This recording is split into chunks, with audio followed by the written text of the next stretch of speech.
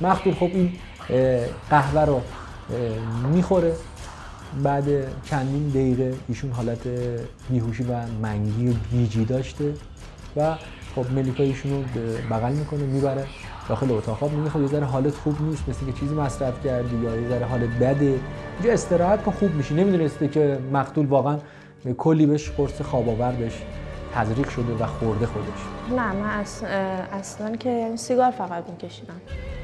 تریاکش که هر روز بود، متادونش هم شب به شب. زیاد رابطه‌م با مادرم خوب نبود.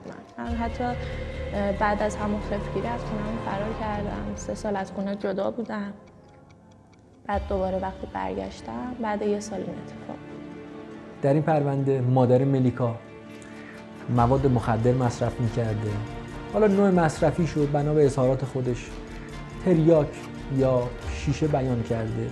خب شاید میتونه چیزای دیگه هم باشه، ولی مواد مخدر مصرف میکردن که این توهمات ناشی از استعمال چنین مواد مخدری باعث میشه ما انسان‌ها چنین قتل فجیعی رو انجام بدیم.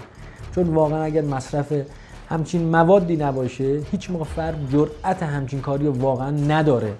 اون خدا بیامرزم هم گل میکشید، هم مشروب میخورد، هم سیگار میکشید. دیگه اون شب اینجوری گذشت، یعنی با قرص خواب، مشروبم خورده بود، گلم کشیده بود، دیگه کلا توانایی خودش از دست داده بود. در صحبتاشون هستش که گل به طور تفننی مصرف میکردن، گل میزدن، مشروب میخوردن بعضی موقع. خب اینا میتونه تاثیرگذار باشه در اون لحظات. من با همون شب به مامان گفتم بذار ولش کنیم بره، هم گل کشیده هم مشروب خورده، نمیفهمه. گفت نه اگه بره پزشکخانه میفهمه، قرص خوردیم بهش. در این پرونده مطمئنا بحث سوء مواد مخدر کاملا تاثیرگذار بوده که مقدمش همون مواد مخدری بوده که مادر ملیکا مصرف میکرده، باعث میشه که ایشون از نظر اخلاقی در یک جایی از کوره خارج بشه و میبینه فرد یعنی مقتول با اینا همراهی نمیکنه، وارد شکنجه میشه.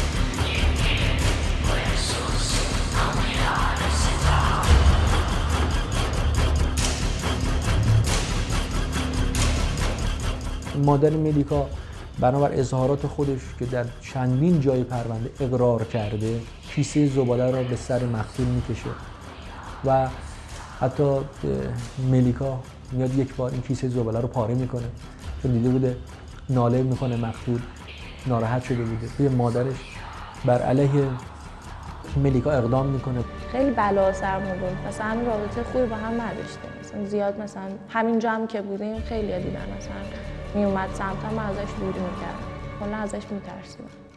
و کمک میکنه با مادر در تکه تکه کردن جسد، در به صورتی بوده که فقط ایشون نشسته بوده رو جسد، مادر بقیه کارا رو میکرده. مادر تکه میکرده، ایشون مثلا داخل کیسه میذاشته، بعد داخل 3 تا چمدون میذارن جسدو و این چمدونا رو از طریق همون جنسیس انتقال میدن به جاده هراز. مادر من طمع پول خیلی داشت، مثلا بهش میگفتم ماشین تو بفروش بریم پایین شهر مثلا خونه بگیریم، میگفت نه ماشین من تمام کلاسم نمیتونم بفروشم، ماشینش جنسیس.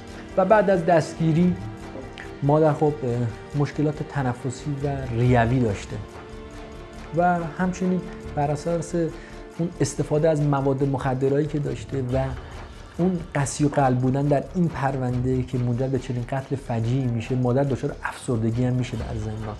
افسردگی و مشکلات تنفسی که گواهی پزشکی قانونی تایید کرده که بر اثر مشکلات ریوی مادر در زندان فوت میکنه.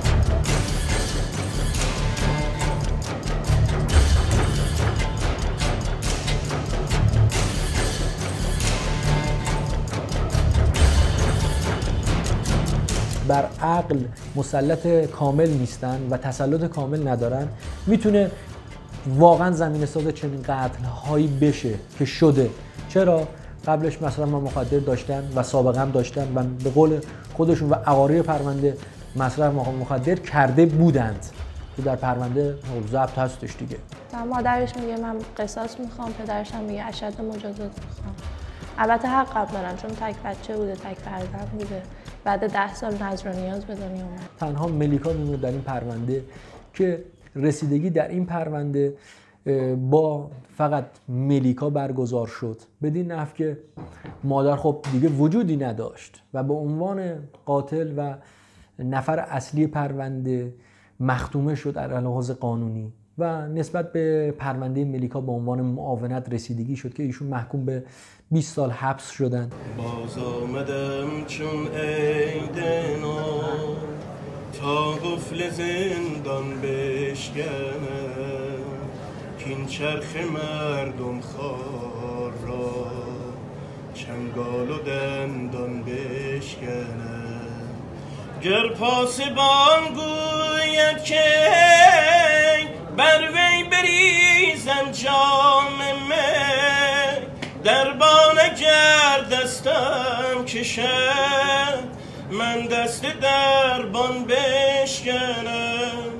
فلک داد این فلک داد، فلک تخت سلیمان داد و برباد.